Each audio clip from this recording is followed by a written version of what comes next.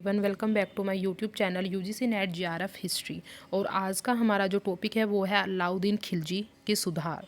Last video में हमने अलाउद्दीन खिलजी की विजय के बारे में पढ़ा था। आज इस वीडियो में हम अलाउद्दीन खिलजी के सुधार के बारे में पढ़ेंगे।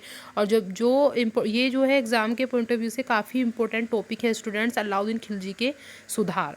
सबसे पहले अलाउद्दीन खिलजी कब से कब तक शासक रहे ये हम देख लेते हैं। 1296 से 1316 ईस्वी तक अलाउद्दीन खिलजी ने दिल्ली सल्तनत पर शासन किया। इनका बचपन का नाम अली गुरसाब था। जैसा कि आप सभी जानते हैं, ये जलालुद्दीन खिलजी के भतीजे थे और दामाद भी थे। उनकी हत्या करके इन्होंने गद्दी हासिल की थी। इन्होंने अपने शासन में कौन कौन से सुधार किए, काफ़ी इम्पोर्टेंट है, तो आज इसके बारे में हम जानेंगे। एक प्रशासक के तौर पर अलाउद्दीन खिलजी जो हैं वो मध्यकालीन भारतीय इतिहास में महत्वपूर्ण स्थान रखते हैं। Doctor KS. लाल के अनुसार, ये एक छोटी सी कोटेशन है, डॉक्टर के.एस. लाल जो हमारे इतिहासकार हैं, उन्होंने कहा है कि अलाउद्दीन एक प्रशासकीय प्रयोगकर्ता था। उसने नवीन विचारों को जन्म दिया और नवीन भूमि पर उन्हें रोपा। एक नया मतलब नए नए प्रयोग करते थे ये, ऐसा इन्होंने कहा है। अपने नए विचारों को इन्होंने जन्म देते थे और अब भूमि पर उन्हें रोपते थे, मतलब भूमि पर उनका कार्य करते थे। सबसे पहले इन्होंने कार्य क्या किया? शासन का केंद्रीकरण किया। जो इनका शासन था उन्हें केंद्र में इकट्ठा करना, तो शासन का केंद्रीकरण इन्होंने सबसे पहले किया था। इसमें क्या किया? अलाउद्दीन खिलजी जो है दिल्ली का ऐसा पहला सुल्तान था जिसने उलेमा वर्ग की उपेक्षा करते हुए धर्म पर राज्य का नियंत्रण स्थापित किया था। उन्होंने जो है क्या किया? उलेमा वर्ग को की उपेक्षा की। उलेमा वर्ग को इन्होंने ज़्यादा स्थान नहीं दिया था, जो इनके यहाँ पर काफ़ी बड़ा अधिकारी वर्ग होता था। इन्होंने क्या किया? धर्म पर राज्य का नियंत्रण स्थापित किया। उसने अपने आप को यामीन उल खिलाफत नासरी अमीर उल मुमनीन कहा है। ये इनकी उपाधि थी स्टूडेंट्स, यामीन उल खिलाफत नासरी अमीर उल मुमनीन। अलाउद्दीन निरंकुशता में विश्वास करता था। उसने अपने विरोधियों का नम्रतापूर्वक दमन करके सारी सत्ता अपने हाथ में केंद्रित कर ली थी। बहुत धीरे धीरे से इन्होंने क्या किया? अपने विरोधियों का दमन किया और सारी सत्ता को अपने हाथ में केंद्रित कर लिया। सुल्तान ने अपनी सहायता के लिए एक मंत्री परिषद को नियुक्त किया। अपनी हेल्प के लिए इन्होंने मंत्री परिषद नियुक्त की, किंतु उन्हें केवल सुल्तान की आज्ञा का पालन जो है करना पड़ता था। जो मंत्री परिषद थी वो सुल्तान की आज्ञा का पालन करती थी। सुल्तान ने अमीरों का दमन करके साधारण लोगों को उच्च पदों पर नियुक्त किया। जो इनके साम्राज्य में अमीर वर्ग ज़्यादा ऊंचा उठा हुआ था, उनका दमन कर दिया, उन्हें ख़त्म कर दिया, और जो साधारण लोग थे उन्हें ऊंचे पदों पर नियुक्त कर दिया।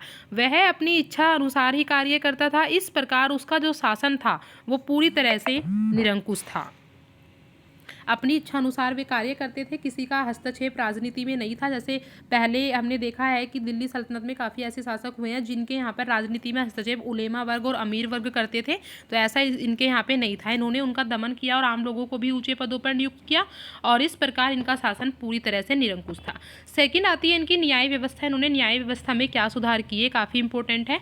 साम्राज्य में शांति व्यवस्था की स्थापना के लिए सुल्तान ने न्याय व्यवस्था की ओर काफ़ी ध्यान दिया।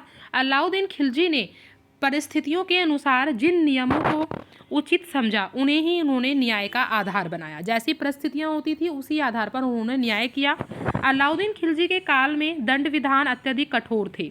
संदेह होने पर अपराधियों के साथ साथ सहयोगियों को भी मृत्युदंड या उनका अंग भंग करने का दंड दिया जाता था। अगर उन्हें किसी पर भी संदेह होता था तो वो अपराधियों के साथ साथ अगर उन्हें कोई और व्यक्ति भी लगता था तो उसको भी वो मृत्युदंड दे देते या किसी भी शरीर के अंग को भंग कर दिया जाता था। ऐसा इनके यहाँ पे दंड विधान था। राज्य की सर्वोच्च न्यायिक शक्ति सुल्तान में ही निहित थी। सुल्तान के बाद में सदर जहां या कासी या काजी उल कुजात होता था। सबसे पहले जो सर्वोच्च न्यायिक है वो सुल्तान है। अगर सुल्तान वहाँ पर उपस्थित नहीं है, सुल्तान किसी कारण से नहीं है, तो सदर जहां नाम के एक व्यक्ति थे जो कि न्याय में मतलब हेल्प करते थे, जो न्याय करते थे सुल्तान की अनुपस्थिति में, जिनका नाम था सदर जहां या काजी उल कुजात, जिसके नीचे नायब काजी भी होते थे। अब आते हैं इनके सैन्य सुधार। सबसे पहले सैन्य सुधारों में इन्होंने स्थायी सेना की व्यवस्था की। बिल्कुल स्थायी सेना इन्होंने रखी। अलाउद्दीन पहले ऐसा सुल्तान था जिसने स्थायी सेना की व्यवस्था की। जो हमेशा राजधानी में तैनात रहती थी। जहाँ पर इनकी राजधानी थी वहीं पर हमेशा अवेलेबल रहती थी इनकी सेना। इन्होंने स्थायी सेना रखी। सबसे पहले ये सुल्तान है ऐसे। सेना भर्ती के लिए एक सेना मंत्री की नियुक्ति की जिसका नाम था आरिज़-ए मुमालिक। इनका सेना मंत्री होता था आरिज़-ए मुमालिक। सैनिक योग्यता के आधार पर भर्ती किए जाते थे। जिन सैनिकों में योग्यता होती थी वो ही भर्ती किए जाते थे, न कि वंश अथवा जाति के आधार पर। सैनिकों का हुलिया दर्ज किया जाता था ताकि किसी प्रकार की प्रतिनियुक्ति न हो सके। उनका हुलिया वो दर्ज करते थे कि जिसके कारण कोई और व्यक्ति आके सेना में न दाखिल हो जाए। दीवाने आरिज सैनिकों का हुलिया रखता था। जो सेना का जो अध्यक्ष था दीवाने आरिज, वो सैनिकों का हुलिया रखता था। सैनिकों को उन्होंने नगद देने की व्यवस्था की। नगद वेतन इन्होंने देना शुरू कर दिया सेना में सुधार के लिए। अलाउद्दीन से पूर्व सैनिकों को जहागीर देने की प्रथा प्रचलित थी। इनसे पहले क्या होता था, जो सैनिक होते थे उन्हें जहागीर दी जाती थी, भूमि दी जाती थी। लेकिन अलाउद्दीन ने इस प्रबंध को समाप्त किया और राजकोष से सैनिकों को नगद वेतन दिया जाने लगा। ऐसा माना जाता है कि एक सैनिक का वेतन 234 टका प्रतिवर्ष होता था। एक अतिरिक्त घोड़ा रखने पर 78 टका वार्षिक मिलते थे। अगर वो अलग से एक और घोड़ा रखेंगे तो उसे 78 टका और दिया जाएगा वर्ष में। एक घोड़ा रखने वाले सैनिकों को एक अस्पा और 2 घोड़े रखने वाले सैनिकों को द्विअस्पा कहा जाता था। जो एक घोड़ा रखता था सैनिक उसे एक अस्पा, 2 घोड़ा रखने वाले सैनिकों को द्विअस्पा कहा जाता था। सैनिकों को घोड़े, हथियार और अन्य सामग्री राज्य की ओर से मिलती थी।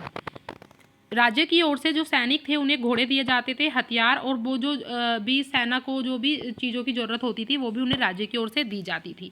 थर्ड, इन्होंने जो सुधार किया वो किया है घोड़ों को दागने की प्रथा शुरू कर दी। ये क्या थी, सुल्तान ने सबसे पहले घोड़ों को दागने की प्रथा प्रारंभ की। ऐसा इसलिए किया क्योंकि सैनिक अच्छे घोड़ों के स्थान पर घटिया घोड़े लाते थे, मतलब जो बेकार किस्म के घोड़े होते थे जो युद्ध के समय काम नहीं कर पाते थे। इस दोष को दूर करने के लिए उसने इस प्रथा का प्रचलन किया था कि जो उनके राज्य के घोड़े हैं उन पर एक चिन्ह लगा दिया जाता था जिससे पहचान हो जाती थी कि ये जो है राज्य का घोड़ा है। इसके अतिरिक्त गुप्तचर व्यवस्था को भी उन्होंने बहुत ज़्यादा मजबूत किया। जगह जगह पर इन्होंने गुप्तचरों की व्यवस्था कर दी। जो भी वो कोई भी राज्य से रिलेटेड कोई भी विरोधी पक्ष खिलाफ बात करता था तो वो सीधे गुप्तचर जो है आके सुल्तान को बताते थे। वह डाक चौकियों का भी उन्होंने निर्माण कराया और अपने सैन्य सुधारों की वजह से ही वह सैन्य अभियानों में सफल रहे। उन्होंने स्थायी सेना रखी, सेना में सुधार किए, इतनी अच्छी उनकी व्यवस्था थी। इसी कारण उन्होंने दक्षिण भारत और उत्तर भारत पर विजय प्राप्त की और अपने साम्राज्य का विस्तार किया। नेक्स्ट आता है, उन्होंने भूमि की माप कराई। अलाउद्दीन के आर्थिक सुधारों में जो सबसे महत्वपूर्ण सुधार उनका माना जाता है वो माना जाता है भूमि की माप करवाना। भूमि की मापन को क्या कहा जाता था, जो भूमि की माप होती थी उसे कहा जाता था मसाहत। भूमि की माप को मसाहत कहते थे। भूमि माप का उद्देश्य यह पता लगाना होता था कि कितनी भूमि पर कृषि होती है। भूमि की जो माप कराई जाती थी, उसे जो नापा जाता था वो इसलिए नापा जाता था कि कितनी भूमि पर कृषि की जाती है और राज्य की वास्तविक उपज क्या है। इस व्यवस्था को लागू कराने के लिए उसने योग्य और ईमानदार अधिकारियों की नियुक्ति की और दीवाने मुस्तखराज विभाग की स्थापना की, जो भूमि से संबंधित था, जो मतलब इस चीज़ का ब्यौरा रखता था कि कितनी माप भूमि की कितनी माप है और कितनी राज्य की कितनी भूमि पर कृषि की जाती है। उसका जो विभाग था, उसके लिए जो विभाग इन्होंने बनाया था वो था दीवाने मुस्तखराज नाम का। दीवाने मुस्तखराज नाम का इनका विभाग था। भूमि की जो माप थी उसे मसाहत कहा जाता था। अब इन्होंने क्या किया, हिंदू पदाधिकारियों के विशेषाधिकारों की इन्होंने समाप्ति की।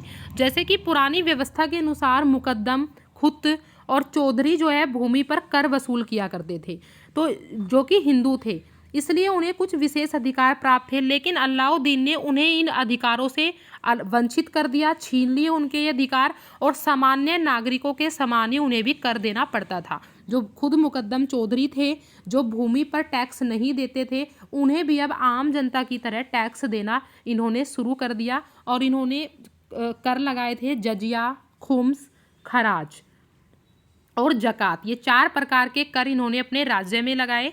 सो स्टूडेंट्स, आज की वीडियो में हमने अलाउद्दीन खिलजी के कुछ सुधारों के बारे में डिस्कस किया है। नेक्स्ट वीडियो में जो सबसे इम्पोर्टेंट टॉपिक होगा अलाउद्दीन खिलजी से रिलेटेड, वो होगा उनकी बाजार नियंत्रण प्रणाली। ये काफ़ी इंपॉर्टेंट टॉपिक है एग्जाम के पॉइंट ऑफ व्यू से, तो प्लीज़ आप इस वीडियो को लास्ट तक देखिएगा और चैनल को सब्सक्राइब कीजिएगा, वीडियो को लाइक और शेयर ज़रूर कीजिएगा। तब तक के लिए take care, have a good day.